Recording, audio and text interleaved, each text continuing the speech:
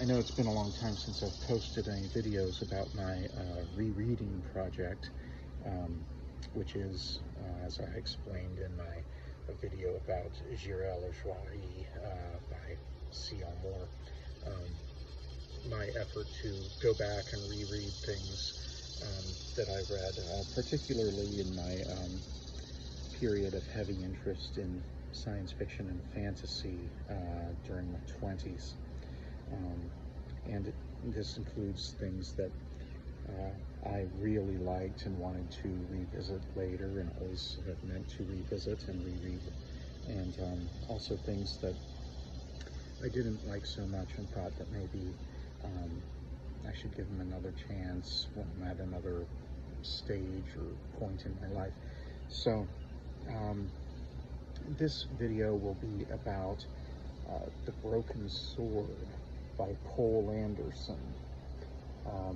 This is one that I read in my 20s, and which is a good 30 years ago now, and I really liked this one a lot. So I look forward to one day picking it up again. Poul Anderson wrote quite a bit in the fantasy and science fiction genres. One very famous novel of his, The Broken Sword, is famous, but another well-known one is called Three Hearts and Three Lions, and it is the novel which is frequently said to have created or caused Poul Anderson's fine reputation as a fantasy author. I read Three Hearts and Three Lions, and I did not care for it.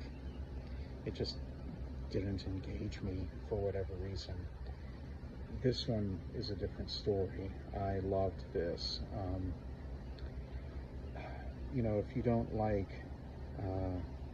kind of like the cute or twee fantasy that you find in books like Lord of the Rings, and you like the more grim, violent stuff like a la Robert E. Howard, this delivers in that latter regard.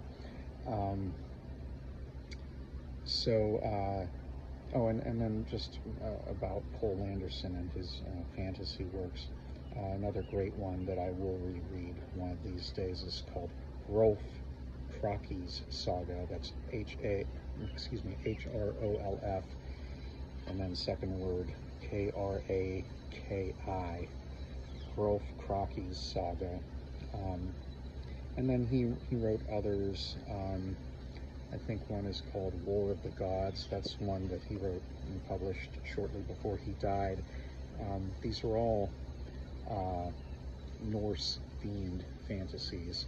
Poul Anderson was ethnically a Dane. He was an American, but of Danish ancestry, and he, I think, celebrated that to some degree, or at least it was inspiration for some of his fiction. Then he wrote one I also read a long time ago called The Merman's Children. I think that also had some Norse elements in it, but it's about mer people and mare people, and it was pretty decent. I'd have to say Rolf Kroki's Saga was my favorite of his works, or perhaps this one. And then he wrote sort of a fictional biography of Harald Hardrada, the King of Norway, who invaded England in 1066, shortly before William the Conqueror did. So that's another Norse-themed work of Poul Anderson's. But anyway, getting back to this, I believe I reread this a couple months back, and it takes place in Dark Ages Britain, and it's about a changeling who grows up to among humans, but he is, I guess you could say, ethnically a troll, and eventually he goes to join his troll brethren and wars against the elves, who are the good guys in the Broken Sword. And yeah, that's the hero of this is a human child who was raised by elves, and so he has some elf magic at his command. And of course, eventually, I don't think I'm going to spoil anything by saying that eventually the brothers, if you will, human and changeling, come to fighting. While I still believe that this is a well-written and exciting book, I didn't like it as much this time on the reread as I did when I first read it when I was in my mid-20s.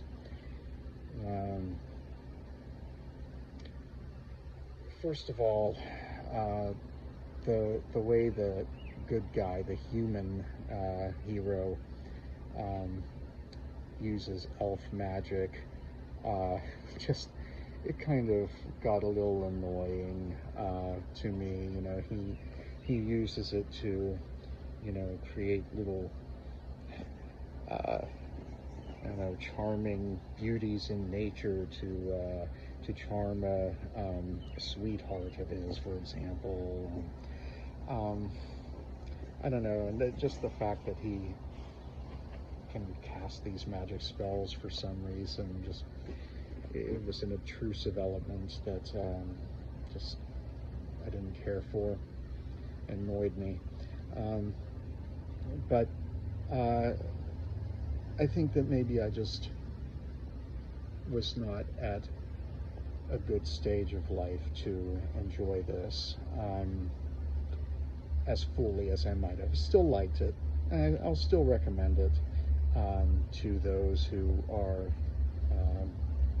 enthusiastic about this genre of literature, especially if you, again, just if you like your fantasy more grim and serious and violent, this is good. But I found myself at times just thinking, I'm sitting here reading about elves and trolls, and I just felt like I was wasting my time somewhat, that, you know, there could be more fulfilling things to be reading. And I know that that might mean perhaps just I'm done with fantasy, but I don't feel that way though when I read stuff by Robert E. Howard or Clark Ashton Smith, you know, my top favorite guys, Carl Edward Wagner. I think maybe in this case it was because, you know, these are creatures that one recalls from childhood and fairy tales, and you know, they're just, maybe it's that childish association that is a block for me.